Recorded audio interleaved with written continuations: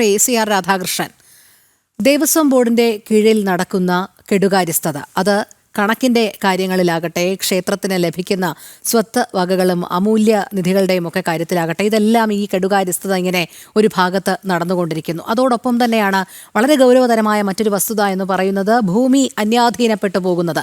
Acre കണക്കിന് ഭൂമി, 25,000-ലധികം acre ഭൂമിയാണ് ദേവസ്വത്തിന്റെ കീഴിലുള്ള ഭൂമി അന്യാധീനപ്പെട്ടു പോയിക്കൊണ്ടിരിക്കുന്നത്. അപ്പോൾ ഇതൊക്കെ ഈ കാലാകാലങ്ങളായി നടക്കുമ്പോൾ നമുക്ക് അഴിച്ചുപണി മതി എന്ന് പറയുന്നതിലൂടെ അത് പ്രാവർത്തികമാക്കാൻ കഴിയുമോ? കാരണം ശബരിമല വിഷയത്തിൽ തന്നെ നോക്കുക ണെങ്കിൽ കൃത്യമായി ദേവസ്വം മാനുവൽ ലംഘിച്ചുകൊണ്ടാണ് ഓരോ പ്രവൃത്തിയും നടന്നിരിക്കുന്നത്.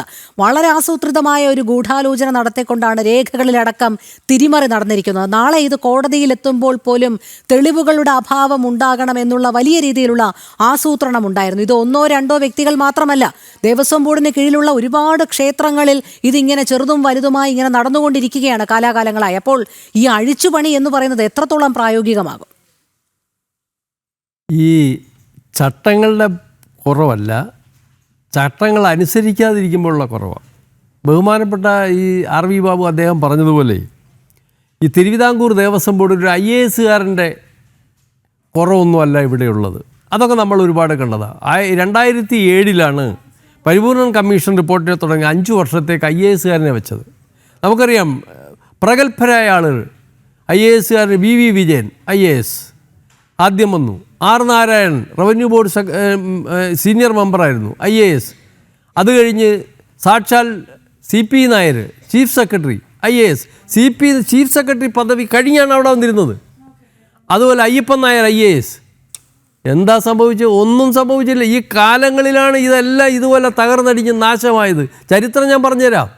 ഇതുകൊണ്ടൊന്നും ഇത് ഗുണമാകുന്നില്ല. ഈ IAS-നെ വയ്ക്കാനും ഇവർക്ക് അധികാരമില്ല.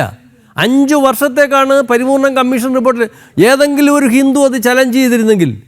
ഇപ്പം തന്നെ നമുക്കറിയാം, ഈ കവനൻ്റ് 1947 കവനൻറ്റിൽ വളരെ വ്യക്തതയോടുകൂടി പറയേണ്ടത് നിയമനിർമ്മാണം ഇൻ ഫ്യൂച്ചർ ഈ ലെജിസ്ലേച്ചർ എന്തെങ്കിലും നിയമമുണ്ടാക്കിയാൽ അത് within the limit and framework of this covenant എന്ന കവനൻറ്റ് കൺകർ ചെയ്തത്, എൻഡോഴ്സ് ചെയ്തത് government of India. These covenant entered into under the concurrence and guarantee of government of India എന്നതിൻ്റെ പ്രിയാമ്പിളിൽ അടിച്ചു വെച്ചേക്കുക. ഗവൺമെൻറ് ഓഫ് ഇന്ത്യക്ക് ഏത് ഘട്ടത്തിലും ഇതിൻ്റെ നിശ്ചിത ഘട്ടത്തിൽ ഇതിന് ഇടപെടാനുള്ള നിയമം ഇവിടെ എഴുതി വെച്ചിട്ടുണ്ട്. പിന്നെ ഇദ്ദേഹം പറഞ്ഞാൽ 25,000 ഏക്കറൊന്നുമല്ല, 1,00,000 ഏക്കറോളം സ്ഥലം പല സ്ഥലത്തായിട്ട് പോയിട്ടുണ്ട്. എരുമേലി പശ്ചിമ ദേവസ്വങ്ങളുടെ പോയത് 5,000 ചില്ലുവാനും ഏക്കറാണ്. പട്ടാഴി ദേവസ്വത്തിൻ്റെ പോയത് 3 പഞ്ചായത്ത് പട്ടാഴി ദേവസ്വത്തിൻ്റെ വകയാണ്. അതുപോലെ ഓരോ സ്ഥലത്ത് ഈ നമ്മൾ പാളയം ഗണപതി അമ്പലത്തിൽ 5.25 സെൻറ്റ് ഇരിപ്പുണ്ട്. അത് 92 സെൻറ്റ് സ്ഥലം പട്ടയം ഇതിനുള്ളതാണ്. ശാസ്താംകോട്ട കോളേജ് ഇരിക്കുന്ന സ്ഥലം ഉൾപ്പെടെ 100 ഏക്കർ സ്ഥലം തിരുവിതാംകൂർ ദേവസ്വം ബോർഡിന് പട്ടയമുള്ള ഭണ്ഡാര വകയാണ്. ആ ഭണ്ഡാര വക റീസർവേയിൽ ഗവൺമെൻറ് ലാൻഡ് എഴുതി വെച്ചിട്ട് നോട്ടീസ് കൊടുത്ത് ദേവസ്വം ബോർഡിൽ നിന്ന് ഇപ്പോൾ കുത്തകപ്പാട്ട് അടപ്പിച്ചുകൊണ്ടിരിക്കുകയാണ്. ഇത് ചോദ്യം ചെയ്യാൻ ആരാണ്? കഴിവുള്ള ഉദ്യോഗസ്ഥന്മാരില്ല, ഇതറിയാവുന്ന ഉദ്യോഗസ്ഥന്മാരില്ല. ഒരു കളക്ടർ, കൊല്ലം ജില്ലാ കളക്ടർ എഴുതി അയച്ച് കുത്തകപ്പാട്ടം അടയ്ക്കണമെന്ന്. ഇത്രയും അടിസ്ഥാന രേഖകൾ വെച്ചുകൊണ്ട് ഇവിടുന്ന് കൊണ്ട് അടച്ചു കൊടുത്തു. ഇപ്പോൾ അടച്ചത് 25 ലക്ഷം രൂപ ഇപ്പോൾ ആവി കയറി ഓടാൻ തുടങ്ങി. അപ്പോൾ ഇത് ആരുടെ കുഴപ്പമാണ്? ഇത് ഭരിക്കാൻ വരുന്നുള്ള കമ്മിറ്റ്മെൻറ്റിൻ്റെ കുഴപ്പമാണ്, ഈശ്വര വിശ്വാസത്തിൻ്റെ കുഴപ്പമൊന്നുമില്ല. അവിടെ ബോർഡ് സെക്രട്ടറിയുടെ മുമ്പാകെ അവരൊരു പ്ലഡ്ജ് ചെയ്യുന്നുണ്ട്, ഞാൻ ഹിന്ദുവിലും ദൈവങ്ങളിലും വിശ്വാസമുള്ള ആളാണെന്ന് സർട്ടിഫൈ ചെയ്തിട്ട് ആ ബോർഡ് പ്രസിഡന്റ് മെമ്പർമാരോട്. പക്ഷെ അതൊന്നും അല്ല കമ്മിറ്റ്മെൻറ്റിൻ്റെ ഒരു വിഷയമാണ്. ഇത് മഹത്തായൊരു സ്ഥാപനമാണ്. ഈ ദർശനത്തിൽ വരുന്ന ഭക്തജനങ്ങളുടെ ആശയും പ്രതീക്ഷയും ഒക്കെ ഈ പ്രസ്ഥാനത്തിലാണെന്നുള്ള ആത്മബോധമുള്ള ബോർഡ് പ്രസിഡൻറ്റിൻ്റെയും മെമ്പർമാരെ അഭാവം തന്നെയാണ് ഇവിടെ നടക്കുന്നത് ഈ കഴിഞ്ഞ കാലത്ത്. അല്ലാതെ IAS-ൻ്റെ കുറവൊന്നുമല്ല. പിന്നെ സർക്കാരിന് അങ്ങനെ ഇതിനെ ഈ HRA ആക്ടിൽ കയറി കളിക്കാനൊന്നും പറ്റത്തില്ല. ആ 61 സെക്ഷൻ എടുത്ത് വായിച്ചു നോക്കാം. ഒരു ഫയൽ പോലും വിളിച്ചു വരുത്താനുള്ള അധികാരം ഇപ്പോൾ ഈ ആക്ടിലില്ല. പിന്നെ ഇതൊക്കെ സൂപ്പർസീഡ് ചെയ്യുന്നു. കയ്യുകൊള്ളവൻ കാര്യക്കാരൻ. നല്ല ഒന്നാം തരം ബോർഡ് വന്നാൽ നിയമിക്കാനല്ലാതെ ഇവർക്ക് ഒരു അധികാരവും ഒരു നിയന്ത്രണ അധികാരവും തിരുവിതാംകൂർ ദേവസ്വം ബോർഡിലില്ല. പക്ഷേ ഇതെല്ലാം ചെയ്യുന്ന എപ്പോഴാണ്? കോടതി തന്നെ ഇടപെടുന്നത് എന്തുകൊണ്ടാണ്?